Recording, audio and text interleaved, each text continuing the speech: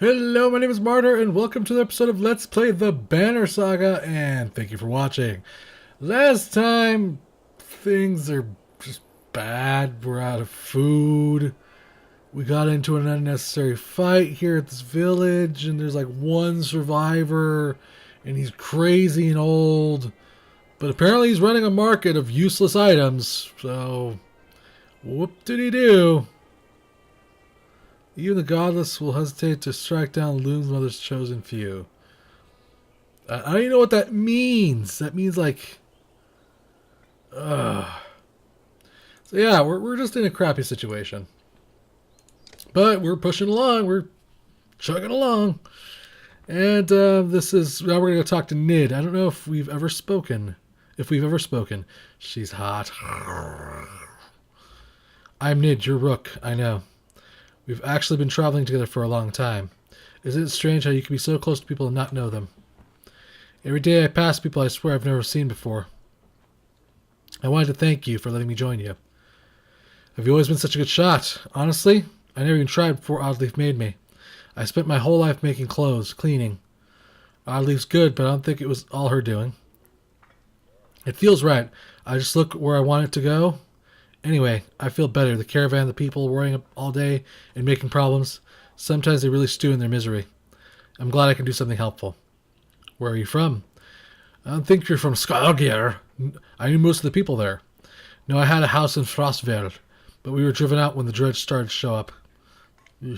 My husband died trying to protect our home. My sons and I were thrown out into the fields. I'm sorry. Eagle's men killed my husband. Now Eagle's traveling with us. For a long time I was angry. Why did he get to live? Why did you decide for the rest of us? You look away momentarily, not sure what to say, but I've let it go. And I have 3 sons, and I don't want them to grow up with hatred in their hearts. That's why I wanted to thank you. You're welcome. I should be going. Don't think anything of it. We'll have our own problems to deal with. Let me know if you need me to put an arrow on something. She returns to her tent where her boys are waiting for her. Would you like a new father, boys? My name's Rook. I'll be your stepfather for the rest of your lives. We're also going to make some new children. Okay. That's enough. Okay, let's look at our heroes. Oh, Jesus. We could be in better states right now. Oh, my God. We're just asses kicked. We should probably level up Iver, because Iver's like the main man, you know? Iver's Iver, guys.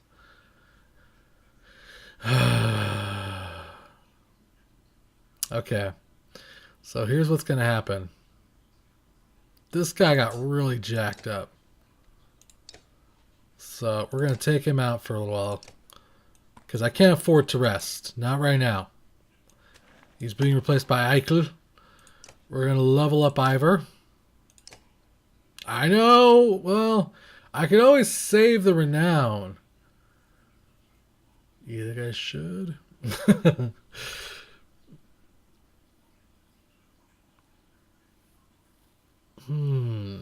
Let's save it. We'll save it for now.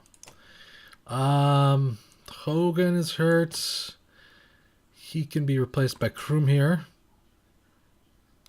And then we don't really care if he's hurt because his attack's completely magical based. And I want to keep him with us. So that's good. Yeah, that's good. That's good. He'll be back in a couple of days. Okay? If 2 days pass while we're traveling, that's fine. We need to leave though because we have to get some freaking food. This is just insanity. Stupid Hawkstorp. Oh. Please stop losing people. Okay.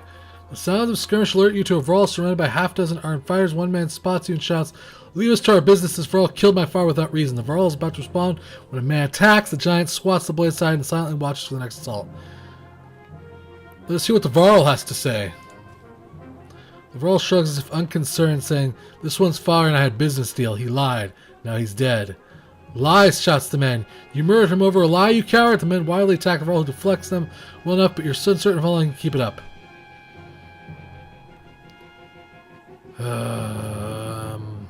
Defend the Varl. I already said we could use his any Varl with good sword arm, couldn't we? He nods, readying his weapon. The men immediately back off, the prospect of fighting your army suddenly unappalling. They watch from distance, shouting obscenities and something about injustice. Varl turns towards you. Didn't need the help, but if I'm going to travel, it may as well be in the company of other Varl. He falls in line with the others, and you return to travel.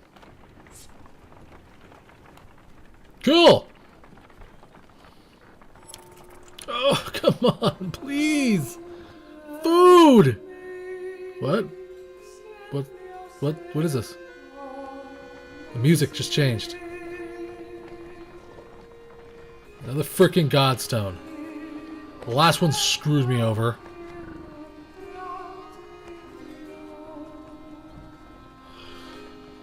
Please, sweet and merciful Lord, I need food.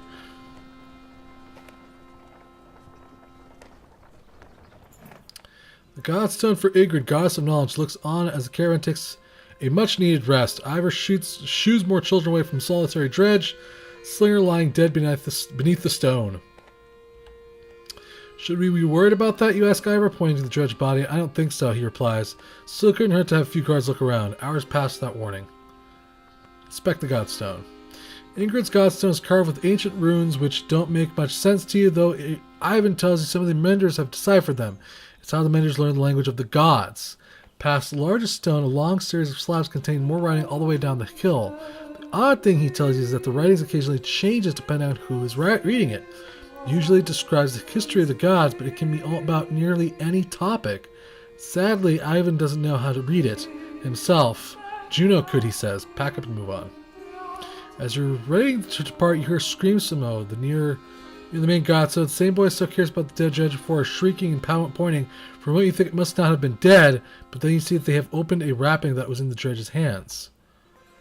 Wait, says Iver. His arms cross your chest. This shouldn't be seen. Get everyone away. A chill sweeps over you. Alette pushes past and gasps. Stops, shouts Iver. But the curious onlookers have already seen it. What is it? Leave it. On the ground, before the dead slinger, is a small stony figure, its hands searching for something it can't find. That's a baby. That Dredge is a woman? We've been killing women? We've been slaughtering women and children this whole time? Leaving them to die. In a war, it's only the males who fight. We've been fighting these Dredge the whole way. Why are the women with children on their backs attacking us? They're not invading, they're running. Oh. Everyone stops dead in tracks. The entire caravan's gathered around aghast. When I spoke to Juno, she told me something was coming. She didn't know what. A darkness, something black is covering the world, and the Dredge are running from it, just as we're running from them. The serpent, the quake, it's all beginning of the end. Iver, you knew why. Why didn't you say something? This isn't the time. When I was young, I killed one of the Cinder during the Second Great War. We called it Raz, I should say. Every time we would build our defenses, it would flatten them and push us back again. I became separated from the rest of the Varl and stumbled upon Raz deep in a snowstorm. Alone, she was nursing. Oh no. Oh damn. I threw my axe, it twisted in the wind. Her son died in her arms. She was so pathetic, kneeling in the snow. She didn't even try to stop me when I took her head.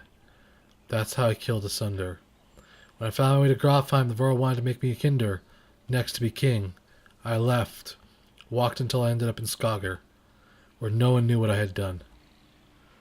The only sound is the wind blowing through the trees. Wow. That is some messed up shit. For a long time, nobody says a thing until a child breaks the silence. What do we do with the baby? She asked. A lump forms in her throat, looking at the small obsidian creature swarming. I'm going to take it. I'm not a heartless son of a bitch. Insist on taking it with the caravan.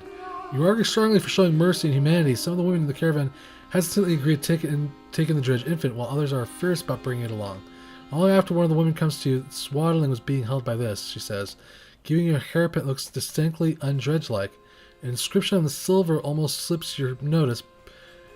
Persevere from the goddess herself. If you ask me, the woman tells you.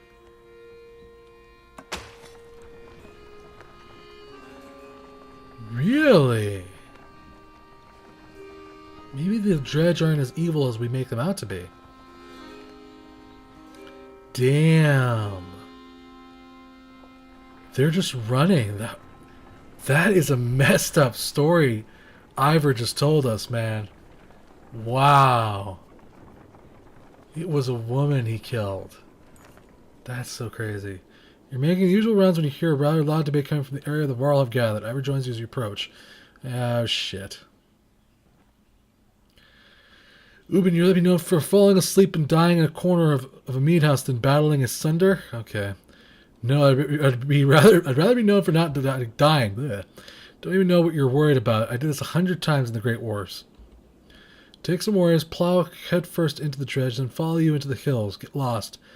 Now they're not following you. When you did this 100 times, did they have Bellower leading them? Have you never heard about the time I hit Bellower in the head with the throwing axe? You're planning to confront the dredge? Careful, my friend. A lot of old history getting thrown around here. The warriors were just knowing that there's a damn good number of dredge on our asses. Bellower pulling up the rear. This one thinks he can just wander up there and throw him off our tracks. How about some gratitude? Thought you'd be happy to finally be oldest Varl in the land, Ubin. I'm never happy to lose more Varl, Krumr. Besides, I'm not convinced you're really older than me. Nobody's going anywhere. Old rivalry you've got here. Let's just go with 2. I feel like saying 3 is the best option, but I'm gonna just go with 2. Comments like that remind me I've already wasted too much time doing nothing. In the old days, I'd already be halfway up to the battlefield by now. Speaking of which, you coming in, Gar? You could ask Bellower for your arm back.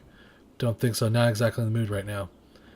Alright, they'll tell Hardborg you said hello. Don't go!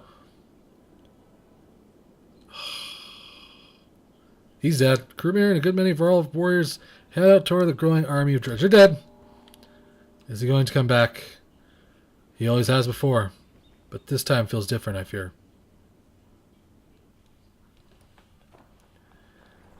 Well, less mouths to feed, I suppose.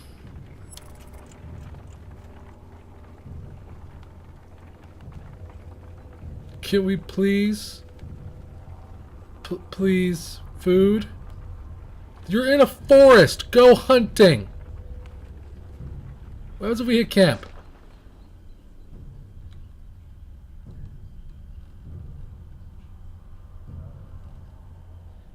Nothing! Gosh, son of a bitch! Some clans have discovered a large patch of wild fruit when you approach. You see some people have begun to sample them, and mother frets about whether they're safe or after overhearing one of the children say that it tastes funny. They will start gathering by a basketful. 4. Let's go with 4.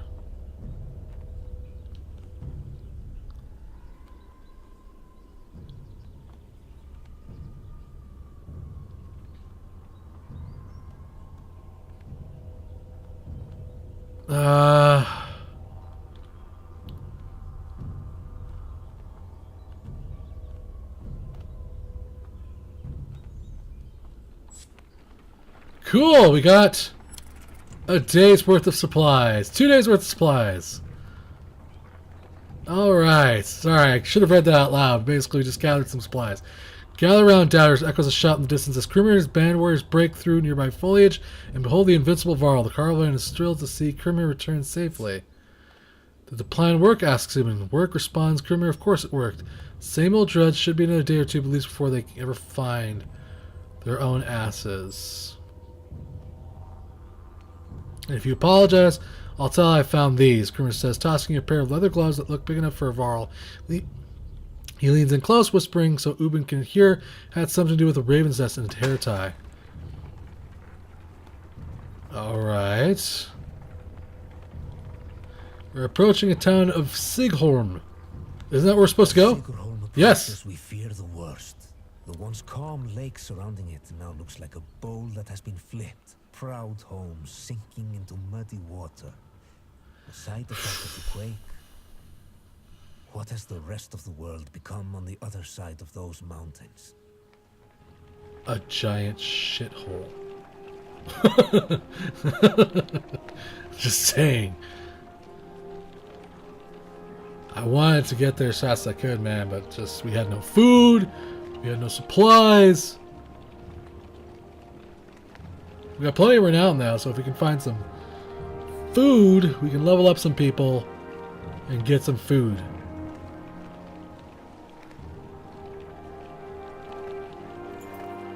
One catastrophe after another, says Oddleaf. As you pull into Sinkhorn, the town appears to be sinking into the lake. Townspeople peek from the dark windows of makeshift hovels further up the hill. No, says Ivan, looking frantic. Where is she? He runs to the front of the camp, looking out over the water. Juno isn't here, and you get the creeping feeling you're not welcome either. Going upriver looks out of the question. The beach is bare. Aside from the occasional skeleton of a ruined fishing boat, you reluctantly set up camp in the sinking town. Where the hell is Juno? All I'm saying is how long are you willing to wait? While taking stock caravans, you inadvertently walk into a debate between Oddleaf and Ivan. As long as we need to. I think we need to get out of here. I don't feel good about this place. Why? What's wrong? Something doesn't feel right. The people here are staring at us like those vultures in the water. I'm sorry, Ivan. I think Oddleaf's right. I saw a man the whole time we were sitting up. He was just watching me. In a creepy way. And how long before the dredge find us here? Juno will come. Just give a little bit more time. Rook, listen to me. And you just trust me on this. Oh, great. It's my decision. Really? Why doesn't Iver make a decision occasionally, huh? Gosh dang it. Okay. Let's talk to Ivan. Looks like no action this episode. You're really worried about her, aren't you? What? Oh, Juno? Worry doesn't begin to describe it. If she doesn't find us here, or something has happened to her. Are you sure you saw was real? It could have been a dream, or I don't know. You were pretty exhausted. I don't know, to be honest. I'm not sure anymore. Everything is a blur. Don't tell the others I said that. I have to hope it wasn't just a dream. What's it like to be a mender? Being a mender? I guess I never really thought about it being like that. It's just part of me. They knew very young that I would join the order. Born into it, you could say. My mother and father were both menders. The guild is for lots of people now, builders and healers. Do they all pull lightning out of the sky? No, that's not normal. It's one of the reasons I know Juno. She's one of the council. She helps me control things like this, so we don't end up scaring people. How exactly does weaving work? Well, the hardest part is usually seeing the threads. Everything is part of the tapestry. It's made of threads woven together. If you can see the threads, you can manipulate them. I don't know how to explain it, really. It's like trying to play a harp with invisible strings. Look at my staff, for example. Some menders carve intricate patterns in the wood to help them remember the shapes of... like I said, hard to explain. Oh. Why is Bellower still following us? I saw Grofheim as it burned. Ivan gets a faraway look in his eyes. The thunder blew through it like a tempest. The Varl fell in the thousands. Most of the thunder left the city and headed south. Who knows where they are now? They might be destroying every town they come to, or heading towards Arenbang. Bellower stayed in Grofheim just for the sport of it, I think. As we fled to Innertoff, I thought he must want to wipe the Varl off the map completely. But then he came after us. Maybe he knew Iver was one of the one who killed Raz, whatever. Maybe, but let's just make sure he doesn't catch up. Do you think this is the end times? I don't know what to think. I wish I could give you a better answer. Even if we escaped the dredge, that serpent said darkness was covering the world. I don't know how long that will take, or what it means even. I'm just trying to solve one problem at a time. The Menders are in Arborang. If we could find some ships and make it to the capital, we might have a chance. It won't take any more time. No, it's okay, Rook. I appreciate the talk. It's good to stay grounded. I spent all day worrying about serpents or sunder. I think a lot of people are intimidated or scared, maybe, of me. Don't worry. It's nothing new. I'm used to it. Maybe sometime we can talk about things that don't include the world ending. So is Juno single? Food! We can get food. Yes. Let's get some food. That's literally... Give me a freaking break. Are you freaking kidding me? So... 3 is 1 day.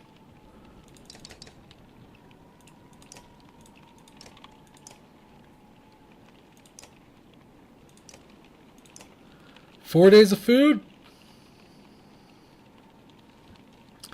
I mean, it's not like we really need that. That 33 isn't going to do us any good. But 35 is only 3 days of food. I want at least 5 days of food. Yeah.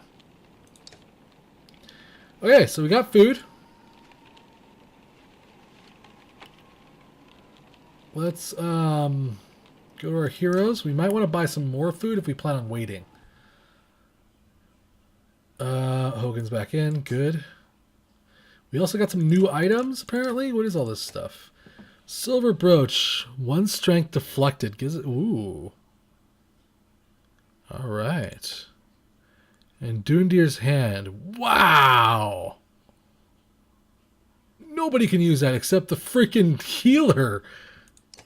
I could level up Rook and then he could use it.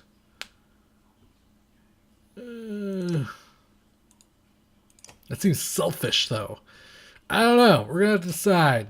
But chances are we're going to end the video here, guys. As always, tweet at me, MurderRichJ. We've reached our destination, but she's not here. And we're probably going to go ahead and wait, I think, for Juno. Like I said, guys, as always, tweet at me, MurderRichJ, guys.